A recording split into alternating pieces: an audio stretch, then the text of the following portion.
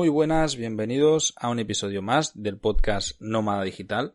Soy Carles de vivedistinto.com y hoy tengo el placer de traeros uno de los que considero los 10 mejores podcasts en español para emprendedores. Hoy he traído a gran Roberto Ibarra del podcast Vida Entrepreneur, que viene desde México. ¿Qué tal, Roberto? ¿Cómo estás? Carles, ¿qué tal? Muchas gracias por esa introducción. ¿Todo muy bien contigo?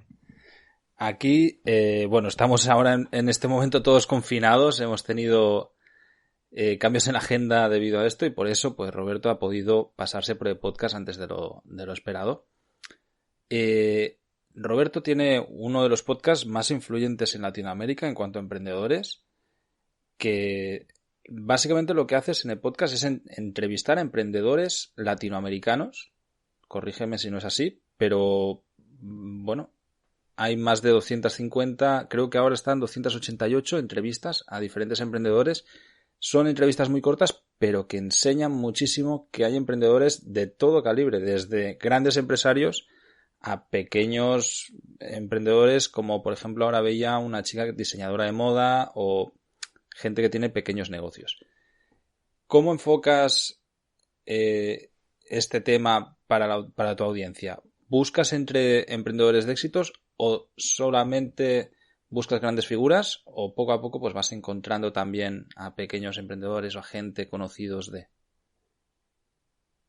Pues básicamente, Carles, es como buscamos emprendedores que tengan buenas historias para contar, porque al final del día, y esto es lo que ves tú incluso en universidades, incluso muy prestigiosas, el concepto de el aprendizaje se da más fácil cuando lo ves en experiencias, ¿no? Entonces no es lo mismo tener un aprendizaje teórico de cómo hacer una estrategia donde tienes que modelar cuánto te va a costar el costo de adquisición de un cliente y evaluarlo contra el lifetime value que vas a obtener de un posible cliente. Es muy diferente cuando ves cómo un emprendedor empieza a encontrar o empieza a descubrir cuál es este cliente al que quiere enfocarse y se pone a pensar cuáles son las estrategias, o bueno, ni siquiera estrategias, ¿no? Más bien, cómo se le ocurre a él que le puede llegar ese cliente, ¿no? Y estas historias, en mi opinión, es lo que genera este aprendizaje, que pues al final corta la curva de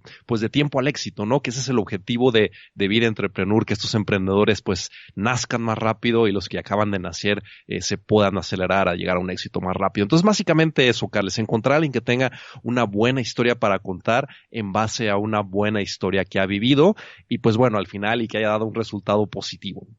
Totalmente de acuerdo. Además, ya os digo que las historias son muy chulas, son muy curiosas de escuchar y es lo que tú dices, la mayoría de emprendedores al final no tienen tanto un plan estratégico como el que estás hablando, ¿no? Que podría ser de una gran empresa o de una startup o algo un poco más grande, sino que sencillamente van buscando soluciones a problemas y bueno, pues improvisando y sacando adelante el emprendimiento que se hayan propuesto. ¿Cuándo comenzaste con el podcast? El podcast comenzó en 2015. ¿Y desde entonces has hecho siempre regularmente publicaciones o has tenido épocas de más crecimiento, menos crecimiento? Bueno, la realidad es de que ese podcast lo iniciamos mi socio Edgar y yo en el 2015 y hacíamos una entrevista por día. Bueno, publicábamos una entrevista por día. Entonces fue un esfuerzo, digamos, titánico durante un año. Y al final lo tomé medio como un año sabático de pues adquirir este conocimiento, porque al final del día el principal beneficiado soy yo, ¿no? Yo soy el que escuché todas estos 300, bueno, son casi ya 200, casi 300 entrevistas, y te llevas un gran aprendizaje, ¿no? Entonces yo lo tomé más bien como un año, digamos, de una maestría, con estos emprendedores que me compartieron sus experiencias, que al final, una de las ventajas del podcast es de que tener acceso a estas personas es un poco más simple. Claro, no estoy diciendo que es fácil, porque llenar una agenda de entrevistados es compleja por las agendas también personales que tienen todos los entrevistados, y muchas veces pues también es difícil que se den el tiempo para algo que no conocen quizá mucho, ¿no? Entonces eso es como empezó Vida Entrepreneur, y el primer año fue extremadamente activo, y ya posteriormente, pues bueno, no pude dedicarme más que, digamos, un año enfocado totalmente a esto, como por eso digo que fue mi año sabático de aprendizaje, y ya después llegó otra idea de un nuevo emprendimiento, que es en realidad lo que paga las cuentas hoy en día. Puedes contarnos perfectamente, aquí hay espacio para publicidad. Gracias. ¿Qué emprendimiento es el que ahora te paga las cuentas y que te está funcionando? Bueno, ahora tengo otro socio que se llama Juan Carlos. Yo había trabajado con él en una empresa de software que tuvimos pues hace como 20 años, yo creo ya, y luego la vendimos. Y cuento esta historia porque hacíamos pues prestábamos servicios de desarrollo de software a empresas, y al final cuando vendimos esa empresa, mi socio Juan Carlos dijo, yo no quiero saber nada más de software en mi vida. Quedamos muy exhaustos. Bueno, él quedó todavía más exhausto porque él era el que controlaba el área de todos los desarrolladores, el área de operaciones, y él se fue al segmento financiero. Y 2 o 3 años después, yo mientras estaba en el podcast y haciendo otras cosas, me llama y me dice, oye Roberto, ¿qué crees? Descubrí que en esta industria de los préstamos grandes a empresas, el problema es conseguir los documentos del cliente. Y yo le dije, o sea, eso se escucha que debe haber 500 soluciones para resolver ese problema. Y me dice Juan Carlos, búscalas. Y bueno, entonces cuando las empecé a buscar dije, bueno, es que no encuentro algo precisamente para el problema que él me está diciendo, porque la mayoría de las soluciones existentes, bueno, todas las soluciones existentes que yo vi en su momento, esto fue 2016, estaban enfocadas a iniciar, la herramienta de software iniciaba una vez que ya tiene los documentos correctos del que quiere el préstamo, pero todo ese proceso que se vive antes de, mándame este documento, ese está mal, cámbiamelo, fírmamelo, que te lo selle el contador, todo ese va y ven de informaciones y control del seguimiento, y después controlado a escala, pues no existía una herramienta, ¿no? Y ahí es cuando dije, wow, de verdad, este es un problema de verdad. Me fui a su empresa, él tenía una empresa financiera, tenía un equipo de personas haciendo este trabajo y otorgando estos préstamos, y ahí es cuando vi, de verdad, que este es un problema. O sea, tú esperarías que cuando pides documentos para que para que le puedas otorgar un préstamo a una empresa, te van a mandar todo bien y a la primera, pero la realidad es de que no es así. Y hasta que me senté ahí dije, wow, esto es un problema, y es un problema que debe ser muy grande, porque en todos lados después empecé a ver que era este proceso de los documentos en grandes préstamos, y ahí es cuando dije, creo que vale la pena, y nos juntamos a hacer esta herramienta que se llama Expediente Azul, que es una herramienta, bueno, inicialmente nació como una herramienta de integración de expedientes para préstamos bancarios, y ahora está evolucionando a una herramienta totalmente de onboarding digital para empresas y clientes que quieren préstamos grandes. Y bueno, creo que ese es el resumen, Carles. La verdad es que mientras lo explicabas me doy cuenta de que es así. O sea, sencillamente buscaste la solución a un problema que hasta ahora, claro, cuando tú, por lo que sea yo, no, bueno, supongo que no lo sabes, yo vivo en Nicaragua, y también cuando tengo que hacer cualquier gestión con el banco ahí, ya no pedir un préstamo, es que cualquier cosa es súper tedioso de pasas un documento, luego tienes que mandar otro, tal. Claro, si tienes una herramienta online que te facilita eso, y por lo que he estado viendo en Expediente Azul es súper visual, o sea, es muy sencilla de utilizar para cualquier usuario, sencillamente te pones un listado de lo que hay y vas poniendo el estatus de si ese papel es correcto o no, si te lo han rechazado o lo han aprobado, ¿no? Y cuando está todo el expediente de color verde, pues se supone que ya pueden tramitarlo. Es una idea brillante. ¿Y cómo os funcionó? O sea, ¿esto cuándo hace que lo iniciasteis y en qué fase os encuentra ahora? Bueno, el primer cliente que fue mi socio en su financiera fue por ahí de mayo de 2017, y muy rápidamente, a las 2 semanas, otro amigo mío que se dedica a la industria financiera fue el que me dijo, me interesa, o sea, y es muy fácil, incluso el pitch del producto, presentarlo, que es algo que igual y lo podemos compartir aquí para que se vea cómo vienen estas ideas y estos dolores, tal cual cuando yo llego a presentarle a alguien en una financiera, o mi socio principalmente, que él es el experto financiero, el que tenía la financiera, entonces él habla todavía mucho más el lenguaje de esta industria, pero yo cuando llego con alguien le pregunto, oye, ¿cuántos documentos necesita enviarte tu cliente para un préstamo? Y me dice, no, pues como 30. Y le digo, ¿y te los manda todos bien a la primera? Y ahí hacen el pf, hacen esa así la cara de pf. Y ya cuando hacen eso dices, ya los tienes, ya lo tengo de mi lado, ya me está escuchando porque ya llegué yo a la parte que le duele, ¿no? Y ahí es donde le explico yo lo que es Expediente Azul, que es tal cual como tú dices, este checklist digital que muestra muy claramente cuáles son los pendientes y el estatus de cada documento. Y se escucha muy tonto, pero cuando tú ves cómo funciona la industria o cómo opera este proceso en el mundo real, la verdad es de que como son tantos documentos que se necesitan para un préstamo grande, nadie los tiene listos en el momento que se necesitan y entonces tú tienes que empezar tú como persona que quieres el préstamo o dueño de la empresa que quiere el préstamo, empiezas a gestionar con tu equipo de, oye, contador, mándame esto, la persona de administración le pides esto, alguien le pides esto, algunos documentos los elaboras tú y es tanta la información que al final el contador te dice, yo ya mandé el documento y tú como cliente hablas al banco, oye, ya me dijeron que te mandaron el documento, ¿por qué no me has autorizado el préstamo? Y el banco dice, pues es que nunca lo recibí, no, pues hay que revisar a qué cuenta, pues Sí, quizás sí, en el loco. spam. Sí, claro. Y eso es precisamente lo que ayuda a Expediente Azul a resolver, ¿no? Es esa claridad visual en este proceso que la realidad, como tú dices, incluso cuando lo presentamos a algunos bancos, se han reído en mi cara, literalmente se han reído y que dicen, Roberto, ¿por qué no se me ocurrió a mí hacer este negocio antes de ti? Claro, bueno, el problema que tienes aquí a lo mejor es que para un banco grande, por ejemplo, es algo no es tan difícil de desarrollar para ellos mismos en su propio sistema, ¿no? Y en lugar de integrarlo en el vuestro, porque ¿cómo hacéis? Por ejemplo, si yo soy una financiera, a mi cliente le tengo que dar un código dentro de expedienteazul.com o se integra en mi página web. Se integra en la página web de la institución financiera. Lo que sí es cierto es como tú dices, ¿no? Nuestro perfil de cliente no son estos grandes bancos, porque cuando tú les presentas esta idea, es muy probable que pongan a su equipo de desarrollo a hacerla. Y te explico un poco de cómo es la industria bancaria. Es cierto que en cualquier banco grande que tú vayas, literalmente van a tener miles de desarrolladores. Eso es literal. Pero ¿qué es lo que pasa? Pues el desarrollador al final es como un maquilador de una idea o de un proceso que alguien diseñó. Y eso es lo que no tienen los bancos. Los bancos no tienen un equipo como nosotros pensando todo el día y toda la noche y todo el tiempo, literalmente, cómo mejorar esta experiencia de la integración del expediente. Y ese es en sí lo que es el diferenciador de nosotros, ¿no? Entonces, te puedo decir incluso que hay clientes que nos han contratado, nos tuvieron 2 años.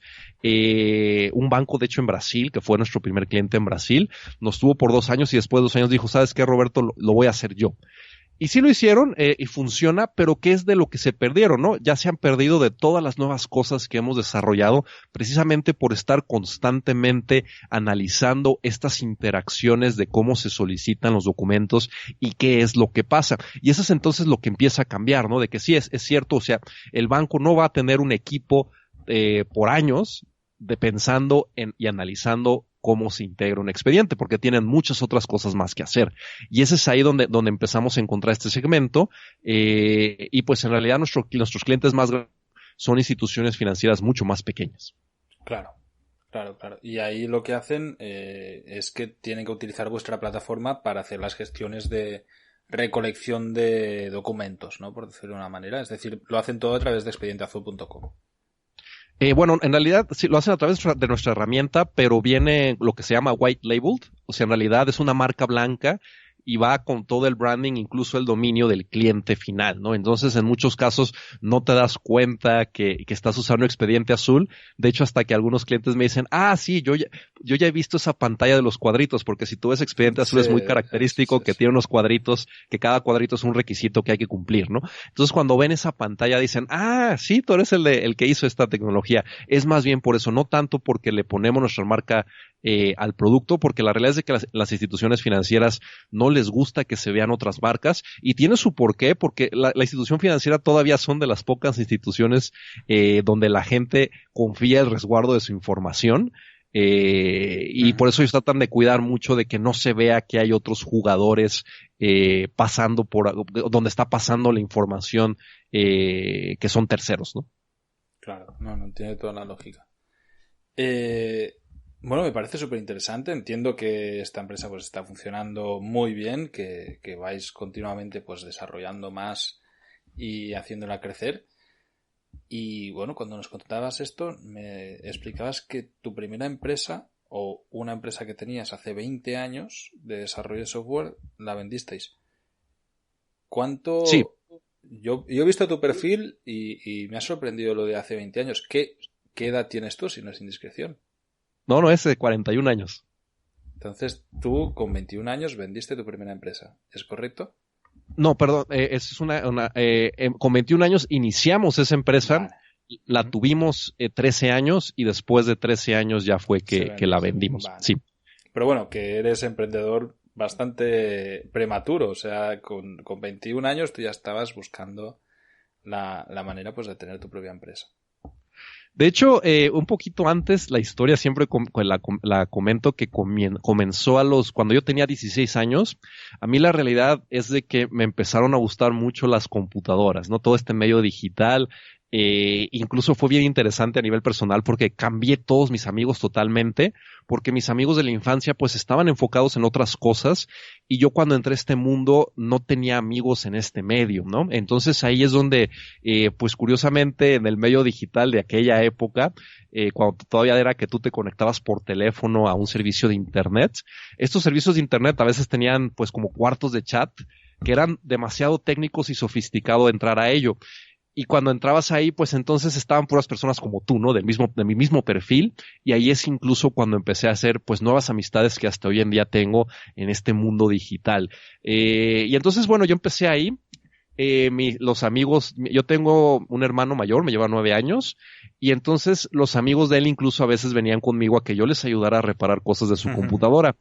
Y mi hermana fue la primera que me dijo, oye Roberto, deberías de cobrarles, no les hagas todo de gratis, pues porque a mí me gustaba mucho, ¿no? Yo lo hacía de hobby, a mí me dejaban la computadora y yo aquí me entretenía arreglando los problemas que tenía. Y entonces así que bueno, ya fue cuando mi hermana me convenció de esto. Y pues es que te vas con la autoridad fiscal a darte de alta, a hacer tu registro tributario y empezar a emitir facturas. Y bueno, más o menos por ahí de los 17 años que probablemente emití mi primera factura y así es como empezó esta trayectoria, ¿no? Me gusta porque mi historia es idéntica. Yo con 14 años, porque me llevas pues 10 años de ventaja a mí, empecé a trabajar en un taller informático pues instalando en ese momento era Windows 95 y ensamblando computadoras, ordenadores y me pasó igual, o sea, de golpe todos los amigos de mis padres, de mi madre, de conocidos, era el chico que les arreglaba el ordenador, que les instalaba la impresora o lo que fuese, ¿no? Y claro, yo sí que desde el inicio al principio no decía nada y me pagaban, me daban así como una propina, pues yo que sé, en ese momento serían 20 euros o 30 euros y tal, que para un chaval es un montón de dinero. Y luego, pues poco a poco ya fui diciendo, vale, pues esta es mi tarifa, esta es mi agenda, aquí te puedo venir mañana, tal, porque se me llenó de trabajo. La verdad es que fue una época dorada, para los técnicos de informático. Roberto, no sé si te he perdido. No, aquí estoy. Vale. ¿Tú crees que emprender o tener la capacidad de emprender es algo innato en la gente o realmente es algo con lo que se nace o se hace? Yo creo que es algo que se hace, pero también entiendo que pues las circunstancias en las que está cada persona son diferentes y pueden ser más propicias para emprender o no. Te puedo dar ejemplos, ¿no? Yo tuve la fortuna, digamos, de poderme dedicar a lo que me gusta y a lo que creo que soy, pues, arriba de la media, en qué tan bueno soy, vamos a decirlo así, ¿no? Entonces, hay personas que pues sí les gusta hacer ciertas cosas, pero quizá por su necesidad económica del momento, pues no tienen esta oportunidad o tiempo de ponerse a probar a ver qué va a funcionar, porque la realidad es de que, pues emprender no es de que el día 1 ya estás vendiendo o incluso cuando entrevistaba a otros emprendedores, muchas veces yo les hacía la pregunta de, bueno, cuando tú decidiste esto, ¿en cuánto tiempo pensaste que los que dejaron un empleo, ¿no? Les preguntaba, ¿en cuánto tiempo pensaste tú que ibas a volver a recuperar el mismo nivel de ingreso que tenías como empleado, ¿no? Y la realidad es de que todo el mundo responde pues unos 2 años y a veces probablemente es más. Entonces es algo que a veces pues las circunstancias económicas no permiten que seas emprendedor innato desde el principio. Pero pues lo que hacen muchas personas, que también es lo que permite que después se haga esto, es de que si de verdad tú quieres hacer algo diferente, que en realidad tu trabajo te guste mucho, porque hay gente literalmente que va al trabajo solo para obtener un sustento, pero no es su pasión. Si tú quieres dedicarte a algo que de verdad es tu pasión, pues puedes usar estos medios como tener un trabajo en otro lado para generar un poco de ahorro y colchón, como decimos en México, para poder después aventarte o aventurarte a hacer algún tipo de emprendimiento, ¿no? Y algo que también me pasó es de que incluso cuando estaba terminando de estudiar en la universidad, fue un exdirector de Intel global a darnos una conferencia, y al final nos acercamos con él, le preguntamos qué él nos recomendaba más, ¿no? Ir a trabajar de recién graduado a una empresa y generar experiencia y después emprender, o iniciar directamente emprendiendo. Y nos respondió que él nos recomendaba salir y emprender directamente después de la universidad, porque el aprendizaje se iba a generar de todas maneras en los dos escenarios, ¿no? O sea, tendrías que aprender porque no sabías nada, pero lo que sí podía pasar, incluso uno lo vendió como ventaja, es de que si emprendes y fracasas y no logras recuperarte, pues todavía vas a estar suficientemente joven para iniciar una trayectoria en una empresa probablemente transnacional como Intel, ¿no? Entonces, también te lo venden así como dices, claro, o sea, siempre el momento de empezar siempre es mejor antes que después en el emprendimiento. Totalmente de acuerdo. Me ha gustado mucho lo que decías de los emprendedores a los que tú has entrevistado, porque desde este lado del océano, ahora mismo yo estoy en Barcelona, no vemos la capacidad emprendedora de Latinoamérica de la misma manera que aquí, porque evidentemente el punto de vista que se tiene es el de España, ¿no? Y aquí en Barcelona o en España, en el conjunto del Estado, la gente que no emprende no lo hace normalmente por una necesidad económica, sino por una facilidad de condiciones. Es decir, yo la mayoría de personas que me comunican desde aquí me dicen, no, es que me gustaría aprender, pero al final me fui a lo fácil, que era pues ser funcionario o un trabajo de asalariado, ¿no?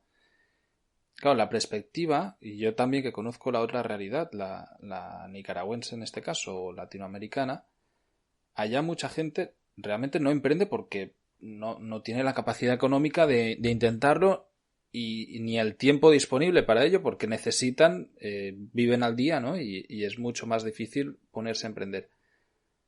Me ha gustado mucho esa visión porque realmente contrasta totalmente con la idea que se puede tener desde este lado del Atlántico.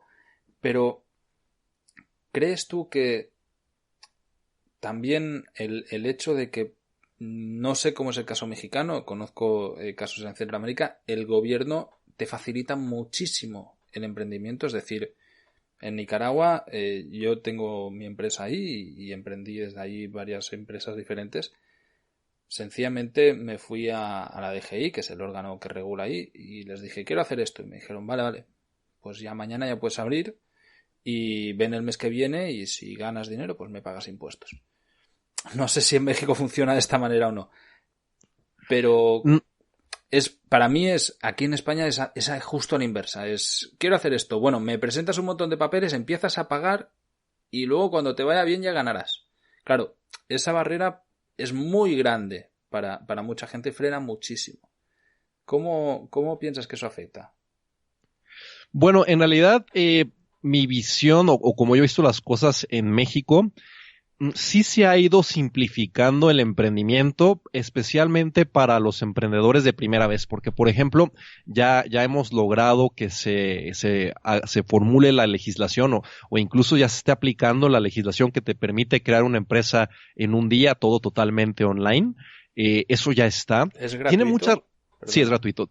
Tiene muchas restricciones. Por ejemplo, yo no puedo aplicar ya porque tienes que ser emprendedor de primera vez. O sea, sí tiene muchas restricciones de qué pudiste haber tenido antes. O sea, si tú ya fuiste socio de alguna empresa una vez, ya no puedes aplicar esta modalidad, ¿no? O sea, está muy pensado que sea para primeros emprendedores, que yo creo que está bien. O sea, si ya eres un emprendedor un poco más, pues con más horas de vuelo, probablemente no se trata de que te simplifiquen las cosas porque pues ya lo superaste, ¿no? Entonces ya no hay que meter tiempo ahí en cambiarlo, tú ya sabes cómo se hace, hazlo, ¿no? Pero por el otro lado, como tú dices, sí se trata de simplificar este proceso a los nuevos emprendedores. Ahora, lo que yo he visto, por ejemplo, en diferentes países, me ha tocado estar trabajando en bastantes países, en varios emprendimientos. Lo que tiene México es de que en México, bueno, vamos a llamarle no en este gobierno actual, pero porque aquí ha habido muchas cosas en las que no me quiero meter en este momento, pero en los gobiernos anteriores sí tenían programas de apoyo para desarrollo, pues principalmente de empresas de base tecnológica, de ciencia y tecnología, y también incluso para crecer tus emprendimientos tradicionales, aunque los montos eran menores, pero todos estos apoyos de subsidios económicos que el gobierno tenía, eran pensados más bien para no empresas como digamos startups o que están de reciente creación, sino más bien tenían muchos apoyos enfocados a ya que estabas más o menos, ya que habías sobrevivido el primer periodo de tu empresa, digamos 2 años, cómo lo crecías y lo escalabas. Y de eso sí había mucho en México. Entonces a nosotros nos ayudó en la primera empresa que tuvimos de software. La realidad es que el gobierno nos dio literalmente millones de dólares para crecer esa empresa. Porque sí ya habíamos pasado la primera etapa, ¿no? Empezamos a recibir los primeros subsidios para crecer cuando éramos 7 empleados y cuando la vendimos éramos 70 y ese fue un transcurso de 2 años nada más, ¿no? O sea, el crecimiento fue muy acelerado. Pero ya que habíamos pasado la barrera inicial de supervivencia, que ahí te dejan solo. ¿Sí me explico? Entonces ese era como el modelo que se tenía en mente en México de, muy bien, inténtalo tú solo y si logras sobrevivir esto, Bueno, que al final... La pequeña empresa exitosa, o sea, ya era como que había probado que valía. Entonces, si le metes gasolina, claro, ahí tienes un cohete. ¿No? Sí, Por es alguna correcto. manera. Ya tenías una pequeña fogata, como tú dices, y bueno, échale más leña a ese fuego, que normalmente reduce el riesgo, ¿no? Entonces, ese era como el modelo mexicano, pero creo que quizá vale la pena comentarlo ahora que comentaste este tema de Nicaragua. Yo he participado en programas de emprendimiento, como por ejemplo Startup Chile, en Chile, claro, y ahí yo entré a ese programa de apoyo que ellos tenían para empresas que todavía apenas eran una idea en papel. O sea, yo fui en 2013 después de vender esta empresa de software, dije, bueno, voy a intentar mi carrera de emprendedor social, que fracasé totalmente como emprendedor social, pero intenté hacer una aplicación para donativos para caridad, que lo único que tenía de diferente es de que el donativo te lo iban a cobrar a tu cuenta del teléfono, ¿no? Entonces no necesitabas tarjeta de crédito y era muy ágil el proceso. Después por otras cuestiones ahí que no me funcionó, pero la realidad es de que yo solo con esa idea y solo con básicamente unos esbozos, literalmente de la aplicación que quería hacer, me aceptaron en Startup Chile y me fui allá. Y eso es literalmente, o sea, emprender desde cero, con una idea en papel, no tenía nada, y en ese entonces, pues eran $35,000 en aquella época para iniciar ese negocio. Entonces, digamos que quizá en México no existen y no existían esos programas, pero en otros países sí, ¿no? Entonces esta vez en Chile, después estuve con ese mismo emprendimiento en Brasil, que básicamente era un programa muy similar al de Chile. He estado en otros, por ejemplo, en Finlandia. Entonces hay muchos apoyos para emprendedores que quieren iniciar, pero es como tú dices, quizá no en su lugar de origen, y pues si tú de verdad tienes esta pasión para hacer algo, hay que buscarle por dónde, ¿no? Y está no sé si tú has comentado, Carles, de la teoría de las 5 banderas. Sí, de hecho, sí, entrevisté de hecho a Adrián de Libre Estado que nos vino a explicar eso. Y bueno, sí. Ya se ha comentado aquí en el podcast y también yo mismo la practico. O sea, como te digo, yo soy de origen de Barcelona, pero hace muchos años que vivo en Nicaragua y tengo empresa en Estados Unidos y en Estonia. O sea, al final, vale. Además, mi caso es muy exagerado. Pero es eso, al final también es lo que tú decías, el que tiene ganas de emprender, la frontera no le priva de ello. Me ha gustado mucho la reflexión que has dicho de la ayuda que ofrecía el gobierno mexicano a empresas que ya estaban triunfando. Y esto me ha dado muchísimo que pensar, porque yo en Nicaragua, cuando me fui allí, empecé también pues a apoyar a emprendedores o a iniciar emprendimiento en las zonas rurales, que es algo tipiquísimo de todo el tema de solidaridad internacional, ¿no? Y de ayuda al desarrollo. y me frustraba muchísimo la tasa tan enorme que teníamos de abandono o de fracaso. Pero era brutal, es que te puedo decir que un 90%, una burrada así. Y claro, muchas veces, o sea, si lo piensas es que está muy mal enfocado. Coger a alguien, ya no te hablo de desarrollo tecnológico, sino en ese momento era sencillamente montar un huerto o cambiar cultivos en zonas donde ni siquiera estaban alfabetizadas, no había ni luz eléctrica, ¿no?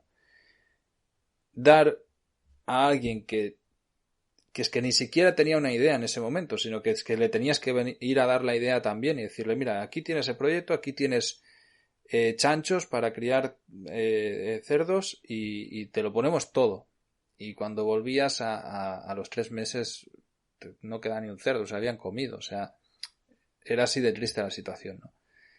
Claro, si tú coges ya pequeñas empresas que ya han pasado este proceso por su propia cuenta y han demostrado su valía y les metes ahí y dices, vale, vosotros ya funcionáis, aquí tenéis una inyección de capital bestia para que desarrolléis bien un negocio, claro, que generas una riqueza que es mucho más fácil que no caiga en saco roto, que realmente luego tenga una revolvencia al país, ¿no? Y se desarrolle el emprendimiento o la empresa. Me parece totalmente adecuado. Cuéntanos un poquito de tu vida como emprendedor después de la venta de la empresa. Decías ahora que intentaste el tema de una app para emprendimiento social. Hasta que ahora haces Expediente Azul. ¿Qué has hecho de por medio? Bueno, después de que vendí esta empresa de software, es como te decía, ¿no? Empecé a hacer esta aplicación de donativos para caridad. Estuve trabajando en eso pues como año y medio en Chile y en Brasil y en México. Y son de las cosas que uno va descubriendo, ¿no? Que al final, yo cuando me fui inicialmente a Chile, el problema que yo tenía era que cuando yo sacaba dinero de los celulares de las personas para un donativo, para lo que fuera en realidad, para el operador era lo mismo un donativo que vender un ringtone, ¿no? O una musiquita de tu celular. Y ellos se quedaban con la mitad de la venta. Entonces después cuando descubrí esto, porque yo no venía del mundo de telecomunicaciones, no sabía nada, no sabía que la comisión era tan agresiva, empecé a trabajar, a visitar a todos estos operadores en Chile y tratar de incentivarlos o convencerlos de, pues que como se trataba de algo social, que redujeran sus comisiones, ¿no? Y no lo logré en Chile, después lo intenté en Brasil y no lo logré en Brasil, pero ya después en Brasil me di cuenta que los de Chile, los de Brasil y los de México, pues al final son los mismos grupos y tienen la misma mentalidad. Y entonces, bueno, dije, ahí fue fracaso mío porque yo no logré convencerlos de que podía haber un beneficio para ellos enfocarse en este tema social, ¿no? Porque todo lo que yo pensé inicialmente, que esta era mi hipótesis que resultó ser falsa, es de que todos estos operadores de telefonía celular, pues todo el tiempo ganan premios de responsabilidad social y de cómo ayudan a las comunidades y al ambiente y así, pero la realidad es de que estas áreas sociales eran brazos de ejecución de la organización hacia afuera. Entonces yo inicialmente pensé que podían ser mis aliados, pero no, porque internamente la realidad es de que no tenían poder ninguno, ¿no? Les daban su presupuesto y le dicen, genéranos algo bueno, genera ayuda, genera una mejor imagen, pero hacia afuera de la organización, ¿no? Entonces ya después que entendí bien la dinámica y que no pude yo hacer nada, dije, bueno, pues ya lo intenté, hagamos otra cosa, ¿no? Que también esa es parte del ciclo emprendedor, que uno tiene que ir aprendiendo, saber cuándo decir que no, decir, bueno, ya algo tiene que cambiar porque yo ya no lo pude hacer solo, quizá tenía que haber cambiado los socios, lo cual no encontré la alternativa, y pues después lo que empecé a hacer fue esto lo venía haciendo incluso desde cuando teníamos la empresa de desarrollo de software, queríamos incursionar en apps, porque todavía estaba yo en la época web, porque era el software que hacíamos en esa empresa que tuvimos al inicio, era una empresa de servicios de desarrollo web utilizando PHP, y yo quería incursionar en el mundo de las apps, pero es el de, bueno, ¿y qué app hago, no? ¿Qué app hago? Esto, digamos, pensando en 2011. Y pues primero hicimos una app en la que teníamos una idea por un problema personal que yo vivía, que era que en la compañía de celular las compañías celulares en esa época te regalaban los primeros 5 minutos de una llamada. Es decir, los primeros 5 minutos no te los cobraban y te empezaban a cobrar después del minuto 5. Entonces tú veías a todas las personas, incluso a mí, viendo tu reloj cuando estabas hablando de, termino la llamada, ahorita te marco, ¿no? Entonces de ahí, de esa necesidad o de ese problema, pues surgió la primera app exitosa que tuvimos, que se llamaba No Te Pases. Tuvo más de 1 millón de descargas, que lo que hacía es tú la ponías en tu celular y antes de esos 5 minutos terminaba la llamada y volvía a remarcar. Y tenía algunas gracias, ¿no? Por ejemplo, antes de cortar la llamada, unos segundos antes emitía un beep que los dos escuchaban y entonces de los dos, o sea, el que estaba haciendo la llamada, el que la recibía, los dos escuchaban ese beep y era bien interesante porque entonces el que estuviera hablando en ese momento terminaba su oración, se cortaba la llamada y después se volvía a restablecer y tú la podías continuar y pues ya podías hablar el tiempo que quisieras sin pagar más, ¿no? Y esto pues funcionó muy bien hasta que las operadoras dijeron ya todos los minutos son liberados en todos los planes y en todos los prepagos y todo, y pues se acabó ese negocio, ¿no? Que también sucede que hay que pensar cuando tú generas un negocio que está conectado a circunstancias o situaciones de la actualidad, cómo pueden cambiar. De esa app, ¿cómo lo gestionabas? Porque con 1 millón de descargas me imagino que era una app gratuita y que luego le hacíais algún tipo de remarketing o vendíais publicidad. ¿Cómo monetizabas esa aplicación? Bueno, esa aplicación era de descarga gratuita por 15 días. Antes en las tiendas de aplicaciones era un poco diferente, era más abierto, podías hacer más cosas con los precios. Entonces, lo que hacíamos nosotros era de que si tú descargabas la app y después de los 15 días la querías comprar, te dábamos el precio de lista más caro que teníamos, que en ese entonces han de haber sido, bueno, ahorita están los números muy cambiados, pero a lo mejor eran unos $15. Entonces era un pago de única vez. Un pago único, vale. Sí, pero es un precio alto para una app, ¿no? Al final del día, entonces tú decías, bueno, ya tuve la app, quiero pagarla para seguirla teniendo y pagabas $15. Pero eso generaba normalmente como la mitad de las ventas, pero la segunda mitad vino después de mi otro socio que tenía en ese momento, que se llama Edgar, que es el mismo que tuve en el podcast. Es una persona que tiene de repente ideas que a mí nunca se me habían ocurrido, entonces es un socio que de verdad te complementa, que él lo que dijo, ¿sabes qué, Roberto? Si no te compran en 2 semanas después, mándales un código de descuento del 50%. Dije, oye, pero si no me quieren comprar, pero ya no me van a comprar, mándale el código. Bueno, le mandamos el código, ¿sabes qué? Queremos que la sigas usando, te vamos a dar el 50% de descuento, pero solo si la compras en los próximos 2 días, ¿no? Una cosa así. Y eso generó la otra mitad de las ventas que teníamos. Entonces multiplicamos por 2 las ventas por hacer esa pequeña estrategia, ¿no? Y lo que sí hicimos muy diferente también en esa época es jugamos muchísimo con los precios. Entonces yo movía los precios cada semana, hacía experimentos de precio para ver de que, bueno, ciertamente si tú subes los precios, pues baja la demanda, pero entonces tú generas ahí tu grafiquita de cuál es el precio que te genera el valor óptimo en ventas. ¿Sí me explico? O sea, ¿cuál es el precio que, pues sí, genera la cantidad de ventas que multiplicado por el precio, al final te va a dar el número absoluto más grande? Y es como tú dices, pues no es ninguna genialidad, ¿no? Es una multiplicación muy sencillita, pero son de estas cosas que comentabas tú, que lo quiero retomar, el concepto de apoyar a estos emprendedores en la parcela, que dices, oye, ¿sabes qué? Pues quiero ver cómo funciona esto, quiero hacer pruebas, quiero experimentar y quiero probar para descubrir nuevas cosas. Y eso es en sí la esencia emprendedora, ¿no? Este proceso continuo de descubrimiento, porque pues todo cambia y aunque tú ya lo hayas descubierto, es como en este caso, pues después el mercado cambia y se acaba, ¿no? Entonces eso es lo que tú buscas, o esas son las características que tú buscas en un emprendedor que siempre está intentando cosas nuevas para poder descubrir en sí qué es lo que da mejor resultado.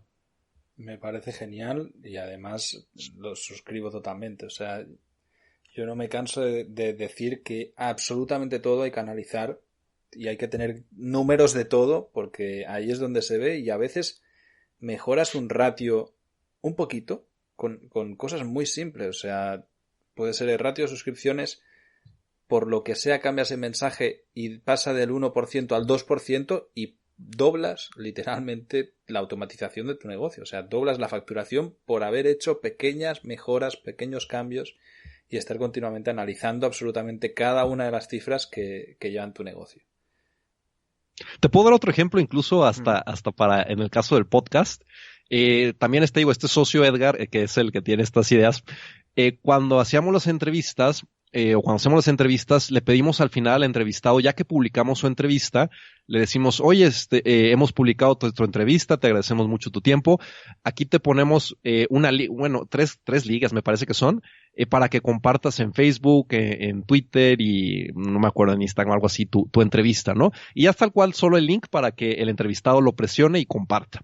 Se lo hacemos muy sencillo el proceso de compartir, pero la realidad es de que no todos los entrevistados lo comparten. Entonces, llego con Edgar, le digo, Edgar, no están compartiendo las entrevistas. Y es un proceso muy importante compartir las entrevistas porque al final del día, así tu podcast se cuelga o se sube a la red del entrevistado, ¿no? Y es ahí donde entrevistar personas con una red muy amplia te puede generar mucha audiencia en tu podcast.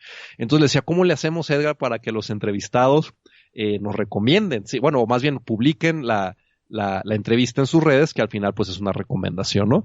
Y me dice lo mismo que ahora que lo pienso, me dijo lo mismo que en lo del app. Me dijo, mándales un correo 3 días después. Y pídeles otra vez que la compartan, ¿no? Y le dijo, oye, pero pues no tenemos manera de medir si ya la compartieron o no, porque teníamos un volumen grande de entrevistas, ¿no? Y me dice, no importa, mejor que todo el mundo, ¿no? Sí, mejor mándala a todo el mundo y algunos te van a contestar molestos que ya la compartieron, pero pues ya la compartieron, ¿no? Entonces se logra el objetivo y la van a compartir y el que no te va a dar una oportunidad, o sea, otra vez le puedes tener esa oportunidad de que te comparta. Y más o menos el 75% de los que compartían lo compartían desde el principio, pero un 25% lo compartía en este segundo email, ¿no? Entonces, al final del día sí es un impacto muy grande que se generó por este segundo email. Es como te digo, ¿no? Siempre hay que estar intentando este tipo de cosas a ver qué es lo que puede funcionarte y lo que sucede. Y pues, si no te funciona, pues simplemente cancelas el segundo mail, ¿no? Es un ejemplo. Sí, y bueno, ya para terminar un poco la trayectoria, algo que estábamos haciendo en este proceso de apps, es de que pues como no sabíamos o no hay como un keyword analytics de cuáles son las palabras claves que las personas buscan en el App Store, pues la única manera de tú saber qué es lo que está buscando la gente es poniendo contenido o poniendo apps allá afuera y ver qué es lo que la gente descarga, ¿no? Entonces, lo que hicimos como 150 apps muy pequeñitas, muy tontas, que hacían una función muy, muy pequeñita o también que hasta se veía muy tonta, pero el marketing de la app sí completábamos ese proceso, ¿no? Entonces teníamos una buena descripción, un buen logotipo, un buen título, y lo que medimos con eso es, bueno, de las ideas que tenemos, antes de desarrollar la idea, vamos a validar si la gente lo empieza a descargar sin ponerle publicidad, ¿no? Y entonces empezamos a hacer muchas ideas y la realidad es a 150, 148 se fueron a la basura y nos quedamos con 2 que hasta hoy, esto fue por ahí de 2011 también, 2012, hasta hoy todavía tienen una gran cantidad de usuarios y resultó ser que eran aplicaciones católicas. Y esto no es porque mucha gente me dice, oye Roberto, pero tú eres una persona muy apegada a la iglesia o lo que sea. Le digo, no, soy un creyente, no soy tan apegado a la iglesia, simplemente soy un creyente, conozco de la religión en este aspecto del catolicismo, pero fue una idea de 2 aplicaciones que probamos en 148 adicionales que no funcionaron y ahí es donde dimos, wow, la verdad la gente está descargando esto. Pues hay una demanda, ¿no? Hay una demanda aquí, no hay muchos jugadores. Hoy en día hay muchos más jugadores precisamente porque pues han visto que nuestra aplicación ha sido muy descargada y bueno, con el tiempo pues van saliendo, ¿no? Y te tienes que empezar a diferenciar también de ellos haciendo estrategias de qué es lo que la gente está buscando y hacer esas adaptaciones, ¿no? Pero a lo que voy es este proceso de descubrimiento, es como me vuelvo a recordar lo que dices de la parcela. Te damos para sembrar estas, no sé, una hortaliza de, no sé, vamos a llamarle así no sé, de calabazas o algo así. Y dice, oye, no funcionó. Y hay gente que dice, no, pues las puse y no funcionó y se acabó. Pero bueno, oye, pues si no funcionan las calabazas, intenta, mezcla no sé, con otra cosa. 100 semillas y a ver qué nace, ¿no? Es sí, lo es que correcto. tú dices, es lanzar sondas. Básicamente lo que hacías es eso, es lanzar sondas para ver el impacto de usuario que tiene. Y si tú de golpe ves, yo por ejemplo esto lo hacemos muchísimo con un compañero que sé que se encarga del tráfico de Facebook Ads. Ponemos muy poco dinero en muchísimos anuncios diferentes, vemos cuál es el que funciona y entonces le metemos toda la pasta ahí. Porque ahí es donde sabes que puedes captar mejor el tráfico por lo que sea con ese anuncio. Y esto muchas veces nosotros, por lo que sea, tenemos una limitación, unas creencias en la que pensamos, no, es que la app que va a funcionar es esta, o la hortaliza que se va a funcionar es esta, y realmente no lo sabes. Necesitas hacer esa prueba que estás diciendo tú, porque te puedes perder la gran oportunidad justo por no probarlo y porque tú te crees que conoces el mercado y, bueno, por lo que sea, pues no siempre conocemos el mercado. Además, me ha parecido muy curioso el sistema este de crear un montón de apps para apps piloto, ¿no? Que tampoco tenía una gran funcionalidad, solo para saber cuál era la demanda del mercado y luego desarrollar la verdadera sobre la temática descargada. De hecho, bueno, es como dices, es la estrategia que depende de la interpretación que le des, puede ser buena o mala, ¿no? Que es como dices, avientas espagueti a la pared y ves que se queda pegado. Y hay gente que es muy profundo esto porque incluso en el mundo laboral, yo lo he visto así con empleados o amigos que son empleados, no es muy bien aceptado que tú como empleado le digas a tu jefe, no sé. O sea, si te preguntan algo, oye, ¿qué está pasando? Y tú le dices, no sé, el jefe empieza a pensar, pues, ¿para qué te tengo, no? Si pues, no sabes nada. Y esa es como la mentalidad ahí de que por eso en ese contexto laboral normal, tradicional, se interpreta como algo malo hacer pruebas para ver qué es lo que está pasando, porque se supone que tú deberías de saber qué es lo que está pasando. Pero por el otro lado, esa es la habilidad que se valora, que puedas como emprendedor descubrir, como tú bien dices, cuál es este camino, ¿no? Entonces a veces es como el contexto difícil de transición de estar acostumbrado a que tú eres el que va a hacer las respuestas, a irte a un mundo en el de que pues la realidad es que no tengo ninguna respuesta, ¿no? Y creo que el primero que lo verbalizó muy bien fue Steve Jobs en el aspecto de que él en sus conferencias pues ya en edad avanzada le preguntaba muchas cosas y él decía, la realidad es de que nadie sabe esta respuesta. Él mismo decía, ¿no? ¿Y qué va a pasar en el futuro? La realidad es que nadie sabe esta respuesta, pero por eso estamos yendo a trabajar todos los días para descubrirla. Y este es el concepto de cambio de mentalidad, que dices, wow, o sea, en realidad, incluso yo en Expediente Azul, yo estoy todos los días trabajando para descubrir, pues, cómo es este mercado todavía más y cómo voy a llegar a esa funcionalidad o ese concepto que me va a diferenciar totalmente de todos los demás y me va a llevar, como tú dices, pues al espacio, ¿no? Ya que digo, ya así es, vamos a ponerle ahora sí toda la gasolina que se pueda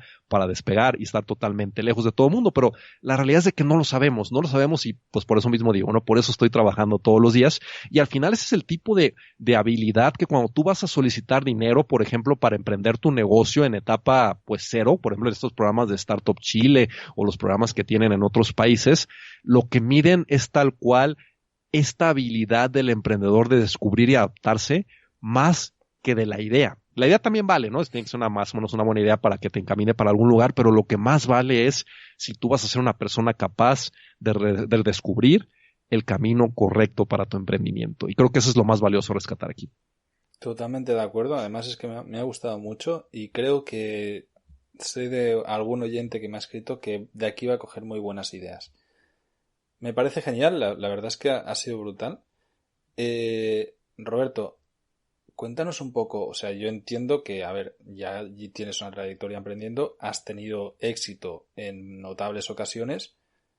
Entiendo que tú como persona no tienes todos los huevos en la misma cesta, no tienes todo tu capital y todas tus finanzas en la misma empresa.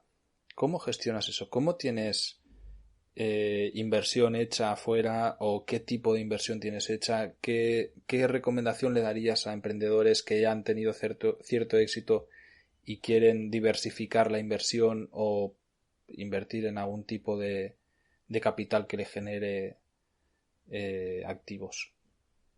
Bueno, en ese caso, quizá no soy el modelo a seguir porque yo me considero una persona o un emprendedor muy arriesgado en mis emprendimientos, pero no tanto en mi patrimonio personal. Y de hecho hasta mi socio actual pues siempre me dice de esto, ¿no? Porque yo, por ejemplo, como todo mi día y todo mi tiempo está enfocado a echar a andar o a crecer este emprendimiento actual, la realidad es de que pues no tengo tiempo y no quiero desenfocarme en pensando en otras cosas y entonces yo lo que hago es invertir en bienes raíces, ¿no? Ese es tal cual, no es la estrategia, es una estrategia que yo considero la más segura. Claro, no da un rendimiento como las personas más agresivas, pero también, pues no requiere que haga mucho, ¿no? El edificio ahí está, o el inmueble ahí está, ¿no? Ese es yo como personalmente lo manejo para entonces enfocar o ser más agresivo en la parte de mi emprendimiento sin tener que preocuparme por la parte, digamos, mi estabilidad personal, ¿no? Al final, pues siempre tener algo que pague un poquito de la comida y a dónde dormir. Yo con eso ya puedo enfocarme, ya no me importa aventar toda la carne al asador, como decimos en mi emprendimiento. Si funciona bien y si no, pues haremos otra cosa, ¿no? Porque al final lo más básico está cuidado y ese es como yo he manejado esa parte, ¿no? No podría decir qué es lo que recomiendo, lo que haría una conferencia magistral explicándolo, pero ese es como yo lo manejo para solo enfocar el riesgo en la parte de mi emprendimiento y no en la parte, digamos, de mi persona. Me parece estupendo, además es totalmente lícito. Yo comparto mucho esa opinión, aunque sí que personalmente pues emprendo con capital propio y eso hace pues que al final asuma riesgos propios también, ¿no? ¿Cómo haces con tus empresas y tu sueldo particular? Es decir, cuando mucha gente emprende en solitario, no separa sus finanzas personales de su empresa, sencillamente gana y de allí saca y gasta de la empresa sus cosas particulares y a más beneficio, más gasto o no, pero que no tiene ningún tipo de separación. Y yo es algo que aprendí rápidamente, decir, no, por una parte está mi dinero, el mío de Carles, y por otra, pues mis proyectos online están funcionando y de aquí, pues, bueno, pues se paga a todo el mundo, incluido a mí, y se paga también o se capitalizan las empresas o lo que sea. ¿Cómo lo haces tú? Bueno, yo tengo un híbrido más o menos de lo que comentas, porque sí, yo lo que hacemos es de que sí tenemos alguna regla que al final genera un tipo de sueldo, ¿no? Y estoy variado con el tiempo, con los emprendimientos que hemos tenido. En el primer emprendimiento, sí, nos íbamos poniendo un sueldo fijo que estaba tasado a un promedio de lo que ganaban nuestros colaboradores, ¿no? Porque nosotros pagábamos, digamos, a destajo por hora por objetivo en la época de la empresa de desarrollo de software y lo que queríamos era que nuestros empleados lograran la mayor cantidad de objetivos. Y si ellos lograban la mayor cantidad de objetivos, pues nosotros como managers éramos compensados por eso y así es como nos pagaba nuestro sueldo, ¿no? Y eso era tal cual muy tradicional en el aspecto de que pues te toca tanto, deposítatelo en tu cuenta y haz lo que quieras. En algunas ocasiones, que ahí probablemente es donde salía la idea, llegaba este socio Juan Carlos y él que me decía, voy a comprar un auto, pero pues es tonto que lo compre yo si la empresa lo puede comprar y deducir impuestos que al final dicen, pues no le va a generar un beneficio a la empresa eso en cuestión de impuestos, pero sí le genera el beneficio al socio en ahorrarse sus impuestos, para al final, pues es un trabajo, para darle al final un servicio, o bueno, una herramienta al socio que pues es su auto, que es en el que trabaja al final del día, ¿no? Entonces, ahí es como que se abrió un poquito el panorama, y después lo que al menos yo personalmente empecé a hacer es de que abrí una cuenta de banco a nombre de la empresa, por ejemplo, y ahí se depositaba parte de mi sueldo. Yo decidía cuánto sueldo yo quería que me pagaran a mí, a mi persona, y otra parte del sueldo se depositaba a esa cuenta de esa empresa. Pero entonces, en esa cuenta de esa empresa me depositaban el sueldo antes, digamos, de quitarle impuestos. Y de esta manera, pues yo tenía ahí un dinero en una cuenta de la empresa, y si yo iba a hacer, yo lo que hago muchas veces es de que trato, por ejemplo, de hacer viajes, pues viajes personales, ¿no? Por ejemplo, a mí me gusta mucho ir a Brasil después de que tuve una experiencia de un emprendimiento allá, y yo me voy a vivir a veces 3, 4, 5 meses a Brasil porque ya soy residente permanente de allá por una aceleradora que nos hicieron residentes permanentes, y me voy para allá, pero entonces yo cuando estoy allá, al final del día estoy trabajando en mi empresa porque estoy adquiriendo clientes, y yo toda la renta, por ejemplo, de lo que yo pago en Brasil, yo se lo cargo a la empresa, pero no se lo cargo, digamos, a la empresa en general, se lo cargo a esa cuenta de banco que tiene dinero para que yo utilice y así pueda hacer deducibles ciertos gastos que al final se pueden considerar como personales, pero pues son al final en el beneficio de que crezca la empresa. No sé si me explico, ¿no? Entonces no genero estas cuestiones con mi socio de quiero que me paguen la renta porque me voy a ir a Brasil a vender, no. Es el de, oye, yo me voy a ir de todas maneras y pues claro que es en mi interés que el negocio crezca allá, lo busco a crecer allá, tenemos clientes en Brasil, pero pues aprovecho estas cuestiones de deducciones fiscales que es parte también de la teoría de las 5 banderas, de tratar de que tus gastos se puedan hacer lo más deducibles posibles al negocio, y lo pago yo de esa cuenta de la empresa que tiene solo dinero que está asignado a mí, porque era como digamos de mi sueldo, pero pues no me quitaron los impuestos, simplemente lo depositaron ahí, yo lo puedo utilizar siempre y cuando se pueda comprobar que es en uso de la empresa, que es un gasto de la empresa, pero al final pues tuvo un beneficio para mí, ¿no? Esta es la parte buena y mala o divertida de que al final cuando te dedicas a hacer lo que te gusta, cuando la empresa gasta, pues está gastando en algo que te gusta, ¿no? Entonces eso es también cómo se juntan estas cuestiones ahí.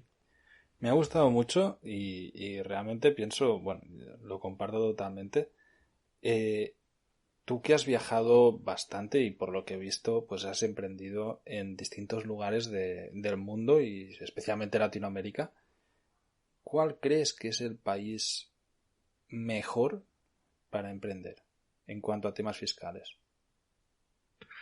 No te sabría decir a ciencia cierta porque los términos, la legislación fiscal es algo que nunca acaba, se modifica muchísimo y pues solo teniendo expertos de muchos años que puedes encontrar tips, ¿no? Entonces, por ejemplo, yo estoy acostumbrado más a la legislación fiscal mexicana y es donde yo tengo al final del día pues mis razones sociales donde llegan los ingresos, al final del día llegan aquí y aquí yo ya conozco más cómo funciona, ¿no? Porque, por ejemplo, cada país tiene sus cosas, ¿no? Y en cada lugar empiezas a descubrir pues cuáles son los mecanismos que se utilizan, porque al final del día, pues depende de cómo tú lo veas, la ley de impuestos es como una ley de incentivos. O sea, te está tratando de guiar hacia qué gastos puedes hacer de manera más conveniente. Entonces, pues tú tienes que irte a los lugares donde ese tipo de leyes esté más adaptado o tú le entiendas más a cómo sacarle beneficio para ti, ¿no? Entonces, no te sabría decir cuál es el que tiene la legislación más favorable en materia fiscal. Pero pues lo que sí te puedo decir es, al menos yo aquí en México sí la conozco y tenemos esta frase de que en México tan todo se puede que no vale la pena hacer nada ilegal.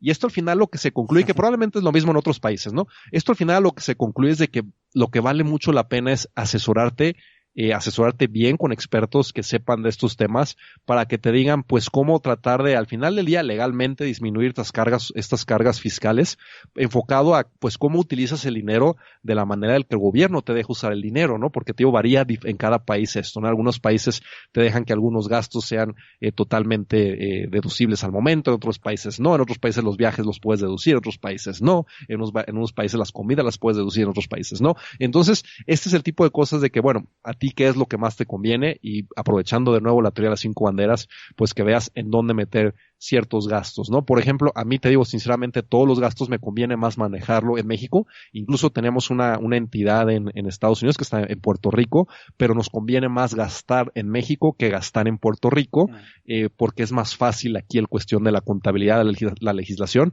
y además es más barato procesar cada documento en México, en pesos mexicanos, que pagar a contadores en Estados Unidos en dólares, ¿no? Entonces, todo ese tipo de cuestiones son las que tienes que considerar, pero eso volvemos a lo mismo, ¿no? Todo esto cae en la teoría de las 5 banderas de cómo separar todas estas actividades en diferentes ubicaciones dependiendo de donde te convenga. Totalmente de acuerdo. Y ya para terminar, explícanos un poco tu vida nómada, o sea, por lo que ahora nos contabas, pues pasas temporadas, por ejemplo, en Brasil, entiendo que también pasas temporadas en México, pasas otras temporadas en Puerto Rico. ¿Cómo vives en movimiento y entre qué países te mueves anualmente? Quitando, evidentemente, la situación de excepcionalidad que tenemos ahora con todo esto del coronavirus. Bueno, yo normalmente, digamos que en una situación ordinaria paso la mitad del año en México y paso la mitad del año en Brasil. Ese es más o menos como lo tenía organizado.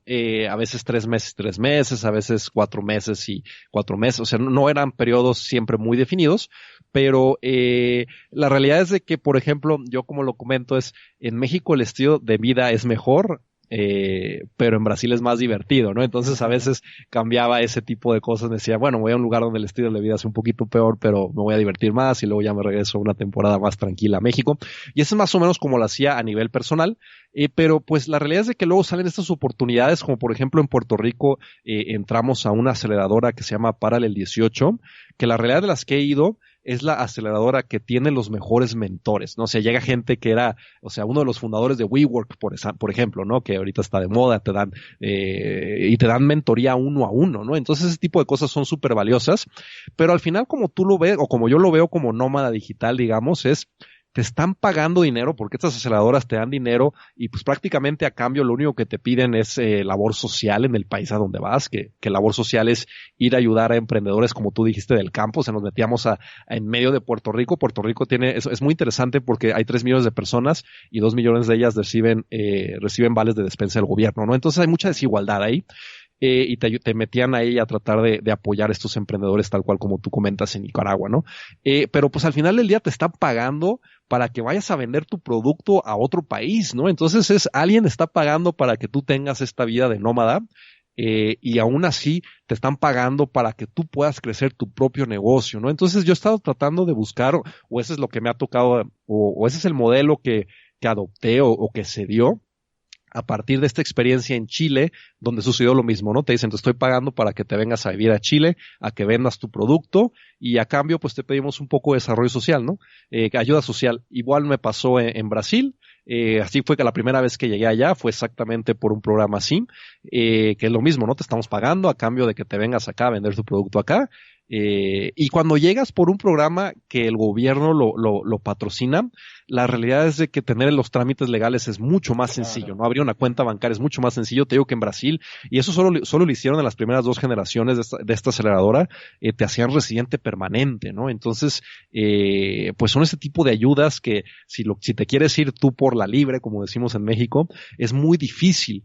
Y pues hay que buscar estas cuestiones, ¿no? Entonces, es otra cosa como tú dices, o sea, emprender no necesariamente es irte por el camino más difícil, a veces es buscar cuál es el camino más fácil y abrirte estas posibilidades de que dices, bueno, el camino más fácil quizá es irme a vivir a otro país, es como el primer cambio de paradigma y me recuerdo una frase que me dijo una amiga, que yo ni me acordaba, son de esas cosas que uno lo bloquea ya después de que me dice nómada digital, y dije, es muy fácil irte a vivir a otro país, ya te vas acostumbrando y encuentras hasta el modelito, ¿no? Tú ya sabes cuánto tiempo te vas a tardar de no siendo tan productivo cuando te cambias, cuáles son las características de los lugares que tienes que buscar, cómo vas a rentar, todo eso ya vas a generar tus modelos, ¿no? Pero que reducen o que hacen más un soft landing al lugar donde vayas. Pero me acuerdo de la primera, bueno, lo que me recordó esta amiga de mi primera experiencia en Chile fue que yo le dije literalmente, mira, me voy a ir y si no me gusta, pues me regreso y ya. Que esa anécdota tan pequeñita, yo no la recordaba porque pues ya después afortunadamente me fue bien y después se abrió un mundo de esto de nómada digital, pero en mi cabeza sí existía la posibilidad de fracaso, pero también el fracaso, pues si se daba, era un riesgo muy bajo, ¿no? Era un impacto muy bajo, perdón. Dices, bueno, pues ya no funcionó, cancelo el contrato y me regreso, ¿no? No pasa nada. Y eso es a veces lo que uno tiene que pensar es, ¿qué es lo peor que puede pasar? Y muchas veces, pues nada, quizá perdí un poco de tiempo, pero generé una experiencia nueva que no iba a tener porque me salí de México, me salí de mi, pues digamos, del lugar de mi zona de confort literalmente, para irme a un lugar donde no conozco a nadie, no sé nada, y al final soy un extranjero que en muchas culturas ser extranjero es una desventaja porque no te reciben tan cálido o siempre te ven como alguien de fuera, ¿no? Y eso genera así como que, pues tú no eres el de aquí. ¿Por qué te vamos a ayudar a ti o por qué te vamos a comprar a ti sobre alguien que está aquí? Son este tipo de cosas que pues uno va entendiendo y va venciendo, ¿no? Vas venciendo estas cosas y al final pues son experiencias que se van generando y al final ya puedes convertir todas esas ventajas en herramientas para emprendimientos o cuestiones futuras que a ti te gusten. Totalmente de acuerdo. A mí me ha pasado siempre el no ser el de aquí y sí que a veces pasa, pero luego pues aprendes y no es un peso tampoco que cueste cargar. En cuanto al tema de vivir viajando, te tengo 2 preguntas. La primera es si has tratado de hacer viaje permanente durante alguna temporada. Es decir, yo ahora, por ejemplo, vengo de Asia y he estado 7 meses, 6 meses, totalmente en movimiento, pasando lo máximo una semana en el mismo sitio. ¿Te has encontrado en esta situación alguna vez?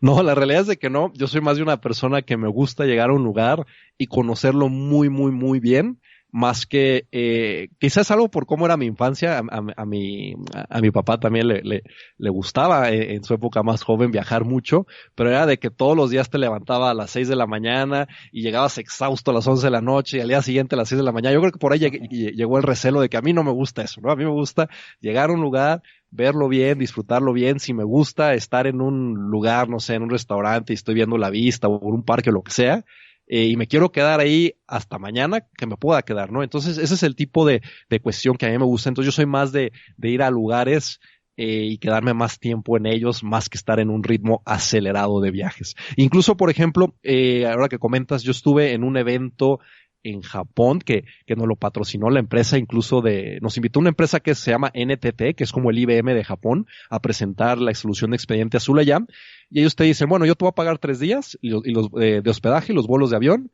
Y dije, bueno, me voy a quedar una semana en Tokio, ¿no? Y me quedé una semana en Tokio, pero no fue de que dije, bueno, voy a quedar una semana y voy a ir todos los días viajando a diferentes lugares aquí. No, ese no es mi estilo, pero yo creo que ya es cuestión más de estilos. Totalmente de acuerdo. Yo, de hecho, a ver, este último viaje que ha sido así más cañero, me he dado cuenta de que te desgasta mucho. O sea, el tema de emprender o da igual gestionar empresa con este ritmo de estarte en movimiento tal, al final es poco viable. O sea, necesitas un mínimo de estabilidad de un sitio, ¿no? Y es lo que tú decías. Cuando te mueves, tardas un tiempo, pueden ser horas o pueden ser días, da igual, en poder establecerte y empezar a ser productivo a tu máxima capacidad. Y la otra pregunta que te tenía al respecto era un poco más personal. ¿Cómo lo gestionas? Porque entiendo que el negocio es fácil de gestionar remotamente si ya lo has diseñado de esta manera. Eso no supone un problema estar moviéndote 3 meses en Brasil, 3 meses en la China, da igual. Mientras tú lo puedas gestionar online, no hay ningún problema. Incluso si estás en México y lo gestionas online, también no hace falta ni que tengas una oficina física a la que vayas. Pero en cuanto a lo personal, ¿cómo llevas la vida familiar o vida de pareja o incluso la vida social siendo nómada digital? Bueno, en cuestión de pareja, soy soltero, pues que eso explica muchas cosas. Pero en cuestión social, la realidad es de que, por ejemplo, también es parte de lo que te digo pues yo normalmente estoy así como entre México y Brasil, porque, por ejemplo, en Brasil, a menos en la ciudad donde yo voy, que se llama Belo Horizonte, la gente es muy cálida. Yo diría que hasta más cálida que en México, que son normalmente famosos por ser cálidos. Allá es muy, muy, muy fácil hacer amigos. Te puedo decir que la última vez que estuve, pues fue el año pasado en el carnaval, iba con un amigo local y yo saludé a más personas que mi amigo local, ¿no? Él nació ahí y yo ya me encontré a más gente en los eventos de la calle que él, ¿no?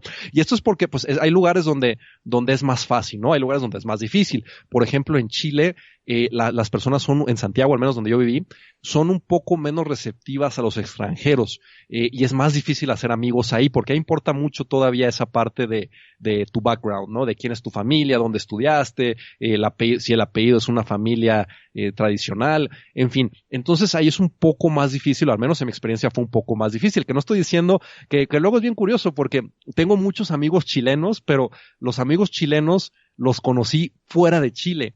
Y eso ya te dice que es otro tipo de chileno, ¿no? Que está más abierto a estas cosas.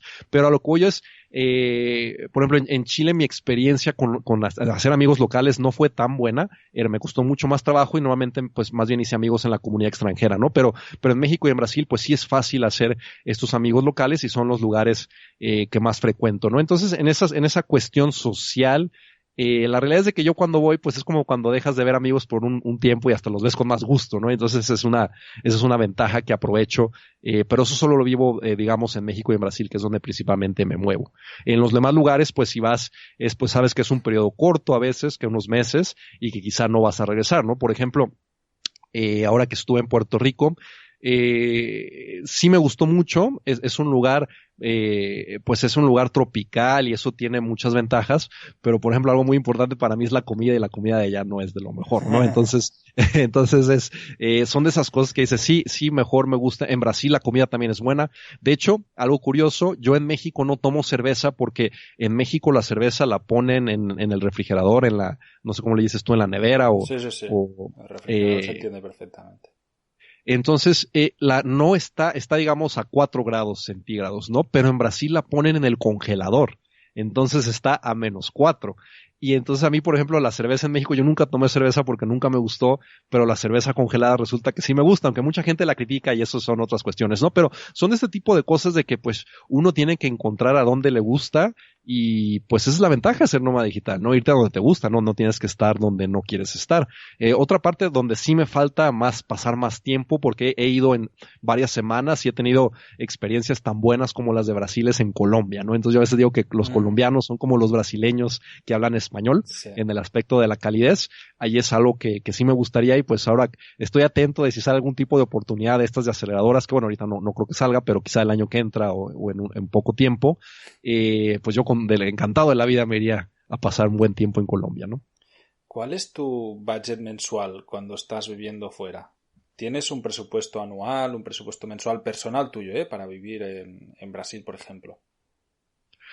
Es que varía también, por ejemplo, en Brasil hay temporadas donde es más barato vivir que en México y al revés, porque pues todo el tiempo fluctúan los tipos de cambio y mi ingreso principal está en pesos mexicanos hoy en día. Desafortunadamente, ¿no? Si estuviera en dólares sería mucho más contento, pero entonces va variando, pero yo diría, yo en realidad a veces hasta uno de mis socios me critica que esa es la razón por la cual la empresa no crece más rápido, que es que mi nivel de gasto es relativamente bajo, ¿no? La realidad yo creo que a lo mejor cuando estoy en Brasil estoy gastando, pues no creo que gaste más de $1,500, $2,000 ya con todo. Y de esos 2,000 digamos que pues 1,000 son de lo que te digo que le cargo a la empresa, que es la renta, que siempre es el gasto más grande, porque hay lugares donde la comida es barata, ¿no? Por ejemplo, en Chile la comida es muy cara. En Puerto Rico algunas comidas son extremadamente caras, principalmente las verduras. Entonces dices, bueno, la bolsita de camarones vale lo mismo que la bolsita de espinaca, ¿no? Por ejemplo. Entonces, hay lugares donde también la comida es más cara. Entonces, por eso te digo que es donde tú debes de poder elegir. En Colombia también la comida es barata. Son esas cosas de que, pues tú cuando tienes este tipo de... de hecho, hay un sitio, no me acuerdo cómo se llama, Nomad Listo, algo así. Sí, hemos hablado aquí varias veces de él. Sí. Es tal cual es, o sea, son reviews de sitios de todas las ciudades del mundo, vamos, que hacemos los nómadas digitales, donde se especifica eso, ¿no? Incluso no solo la comida, también están, o sea, hay un montón de datos de cada sitio, también está la cerveza, el internet, bueno, hay de todo.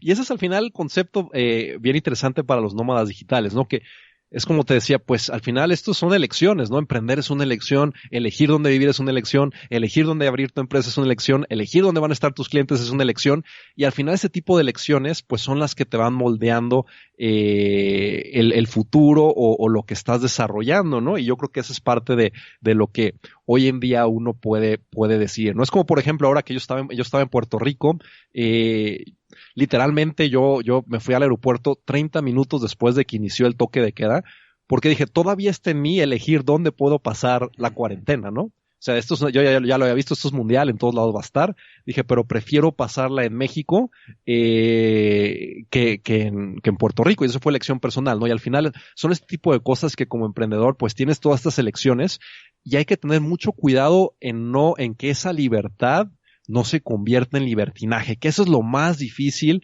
para las personas que vienen de un trabajo donde tienen un jefe o donde donde están todas las guías y pautas de lo que tienen que hacer y luego cambian a una vida donde no hay guías y pautas.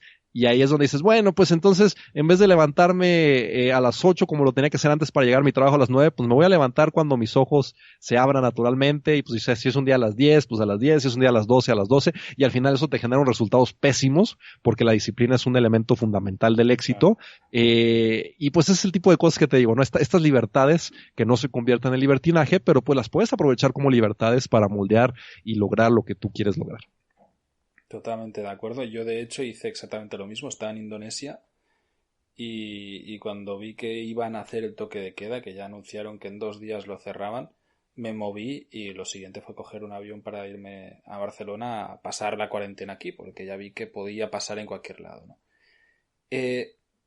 Retomo algo que has comentado antes y que es más personal, pero pienso que es muy interesante para entender cómo funcionaban los nómadas digitales. Decías que eres soltero, que no tienes pareja. ¿Has tenido pareja siendo nómada digital, viviendo en distintos sitios? La realidad es de que la última pareja de más tiempo que tuve fue cuando viví en Chile. Y después de eso, pues ya no es tanto la definición tradicional de pareja, ¿no? Sí hay un impacto ahí, y sí lo he pensado incluso cuando pues llegue el momento de decidir, probablemente esto va a cambiar, porque o te consigues a alguien que esté exactamente en la misma tónica que tú, en el mismo mundo, o pues probablemente tú te vas a tener que adaptar más a algo tradicional, porque a veces es más difícil que las personas que están en un mundo tradicional se salgan, ¿no? Eso sí es algo que he pensado, pero evidentemente todavía no lo tengo resuelto, ¿no? Pero sí definitivamente la parte de la pareja lo puede complicar, porque incluso me tocó una vez una discusión no discusión, pero pues una conversación con mi socio actual, Juan Carlos, de, oye, ¿qué va a pasar si nos aceptan no sé, en un programa de aceleración que era en Estados Unidos? Y yo sinceramente, yo no quería ir, porque dije, ese lugar, el clima es muy feo y, o sea, yo no quiero ir ahí, simplemente es algo que no quiero. Y entonces él algo que él me dijo, él no es nómada digital, él ha estado más, como él ya tiene esposa e hijos, su movilidad es más complicado, tener movilidad principalmente incluso por las escuelas y todo de los niños, pero él sí me dijo, bueno, Roberto, yo estaría dispuesto a irme si en ese proceso de selección fuéramos elegidos, ¿no? Pero también empieza el tema de que mover a tanta gente y a un país de un costo más alto como es Estados Unidos, Claro, pues al final del día, en vez de ganarle, puede que le pierdas, ¿no? Entonces son ese tipo de cosas de que sí, yo creo que ser nómada digital es relativamente sencillo cuando no tienes todavía una estructura familiar grande. Quizá ahí ya probablemente llegue otra persona que entrevistes, o seguramente que una persona que entrevistes que ya tenga una familia y sea nómada digital puede aportar mucho más de cómo lo resolvió. totalmente de acuerdo. Yo estoy en la misma situación que tú. Es muy complicado y pienso igual, que es algo que sencillamente o no se resuelve nunca, o si se resuelve se tiene que resolver pues de manera natural, ¿no? En el que conozcas a una pareja o una persona en la que los dos os podáis adaptar a este modo de vida si lo queréis mantener, o uno de los dos pues ceda completamente, ¿no? Porque buscar un entremedio es, bueno, mala idea. Nada, se nos ha ido el tiempo. Yo pensaba hacer la entrevista un poco más corta. Te he robado un montón de tiempo, pero la verdad es que me has impresionado muchísimo. Me ha gustado muchísimo tu historia, Roberto. Creo que hay muchas enseñanzas en esta charla que hemos tenido. Y te abro la puerta que cuando quieras volver a pasarte por aquí y sigamos hablando de emprendimiento y de tantísimos otros temas que creo que pueden ser súper interesantes. Muchas gracias a ti, Carlos, por la oportunidad de compartir esta experiencia que al final, pues es tal cual como comenzamos esta conversación, ¿no? Compartir las experiencias al final es la mejor manera del aprendizaje. Y pues cuando tú ves que alguien más lo está haciendo, es el de, bueno, ¿por qué no? Pues la realidad es de que es como todo el mundo dice, no es de que dices, oye, él lo está haciendo porque es un genio, no, es simplemente porque tomó esa elección y vio o aprendió cuáles eran las actividades que se tenían que hacer y pues vámonos, ¿no? Si en realidad si en realidad quieres hacer algo, pues es ver ese camino y seguirlo. Totalmente de acuerdo. Yo siempre digo que la vida es cuestión de actitud y el emprendimiento todavía más. Sencillamente, si quieres hacerlo, al final buscas la manera hasta que lo encuentras. No tiene más secreto. Es correcto. Ese es el truco, Carles. Lo comparto contigo.